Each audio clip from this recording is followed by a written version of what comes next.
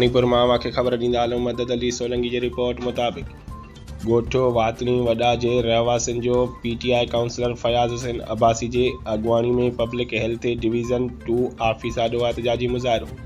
मुज़ाहिरीन हथनि में पंपलेट खणी सख़्त नारेबाज़ी कंदे SDO इसरार पठान ठेकेदार दिलशाद गांगरो ख़िलाफ़ सख़्त नारेबाज़ी कंदे चयो त 28 लख जी स्कीम मां 5 लख जो कम बि न थी सघियो। समूरो पैसो मिली भगत करे खाधा विया। होॾां मुज़ाहिरीन सां ॻाल्हाइण लाइ SDO इसरार पठान पहुची अहम इंकशाफ कंदे चयो त असां बेवस आहियूं। ठेकेदार बासर आहे, सियासी हथ हुअण करे असांजी काल न खणंदो आहे। असां ते सियासी दबाव ॾियारे पैसा वठण ते मजबूर पियो करे।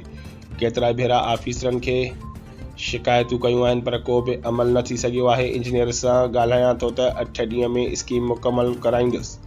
अॻवाननि जो चवणु हो त जेकॾहिं 8 ॾींहं में कमु मुकमल न थियो त धरणे जो ऐलान कयो वेंदो, जंहिंखां पोइ धरनो ख़त्म कयो वियो। जॾहिं त मुज़ाहिरीन में क़ौमी कारकुननि इमदाद लाड़क, निमाणो खान सरकी, इमामुद्दीन अब्बासी, मीर मोहम्मद अब्बासी, प्यास अली अब्बासी, माहीवाल मुगेरी, वहीद सरकी ऐं ॿिया मौजूद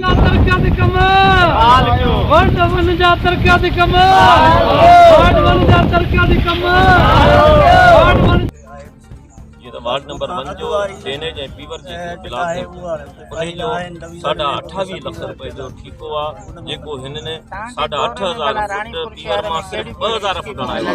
बाक़ी बकाया SDO इंजीनियर हे ठेकेदार जेको पाण में मिली भगत करे असांजो कमु नथा पिया कराइनि। 2.5 साल थी विया आहिनि हिननि जे गॾु घुमंदे अॻ में बि एहतजाज कयोसीं, सिर्फ़ हुन में 2,000 फीवर लॻी वरी उते ख़त्म।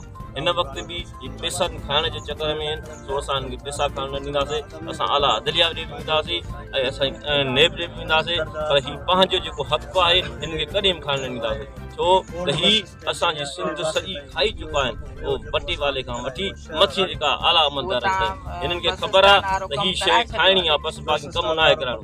तो इंशाअल्लाह असांजो अगरि जे हिन हीउ कमु न कयो त पटीशन बि दाख़िल थींदी ऐं नेब बि।